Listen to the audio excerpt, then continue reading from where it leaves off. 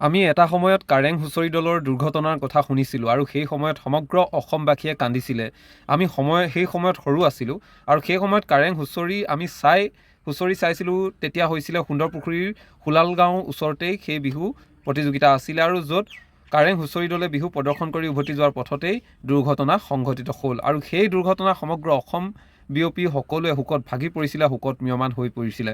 আৰু তাৰ পাছতে কালি যোৱা নিশা যি ঘটনা সংঘটিত হ'ল, ভাস্কৰ জ্যোতি বিহু দল, সেই বিহু দলৰ এতিয়া এগৰাকী নাচনী, এগৰাকী বিহুৱতী যিধৰণে এতিয়া মৃত্যুক সাৱটিব লগা হ'ল, তাৰ পাছতে এতিয়া সমগ্ৰ ৰাজ্যত শোকৰ ছাঁ পৰিছে। সমান্তৰালভাৱে আমাৰ নাজিৰাৰ দুজন ককাইদেউ তেখেতৰ পৰিয়ালৰ সৈতে তেজপুৰলৈ গৈ থাকোঁতেই কলিয়াবোৰত দুৰ্ঘটনা সংঘটিত হ'ল। অৰ্থাৎ যি ধৰণৰ এতিয়া দুৰ্ঘটনা সংঘটিত হৈছে, দুৰ্ঘটনাবোৰে একোটা পৰিয়ালৰ লগতে সমগ্ৰ অঞ্চলটোলৈ যি শোকৰ ছাঁ, সেই শোকৰ ছাঁ কঢ়িয়াই আনিছে। কিন্তু এইখিনিতে কিছুমান কথা ক'ব লাগিব, বিশেষকৈ হুঁচৰি দলৰ প্ৰসংগত।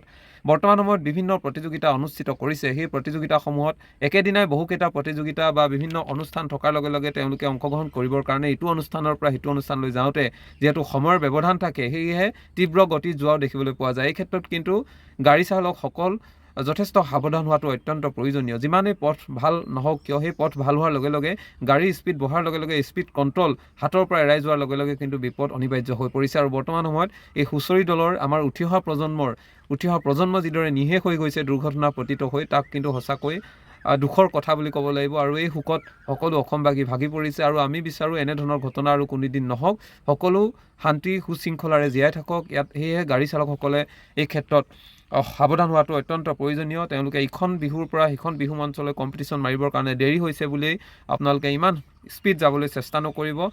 আপোনালোকে এটা প্ৰাইজ নাপালে 10,000, 20,000 বা 30,000 আপোনালোকৰ লোকচান হ'ব, কিন্তু সেই প্ৰাইজটোৰ আশাত যদি আপোনালোকে যাওঁতে এক্সিডেণ্ট হয়, আপোনাৰ গোটেই জীৱনটোৱে নাইকিয়া হৈ যাব। জীয়াই থাকিলে আপুনি বিভিন্ন সময়ত বিভিন্ন প্ৰতিযোগিতাত অংশগ্ৰহণ কৰিব পাৰিব, বিভিন্ন সময়ত এই অনুষ্ঠান আপোনালোকে উপভোগ কৰিব পাৰিব। কিন্তু সেয়ে এই ক্ষেত্ৰত সাৱধান হোৱাটো অত্যন্ত প্ৰয়োজনীয়। যিসকল গাড়ী চালকে এই ক্ষেত্ৰত দেৰি হৈছে বুলি অত্যন্ত স্পীড আপোনালোকে যদি গৈছে, তেনেহ'লে এনে ভুল নকৰিব। কাৰণ আপোনাৰ ওপৰত নিৰ্ভৰ কৰি গাড়ীত সকলোবোৰ কিমান যাত্ৰী যায়, এইখিনি কথাও ভাবিবলগীয়া কথা। আৰু যি নহওক, যিয়ে গাড়ী নচলক কিয়, সকলো সাৱধান হোৱাটো অত্যন্ত প্ৰয়োজনীয় বুলি অনুভৱ কৰোঁ।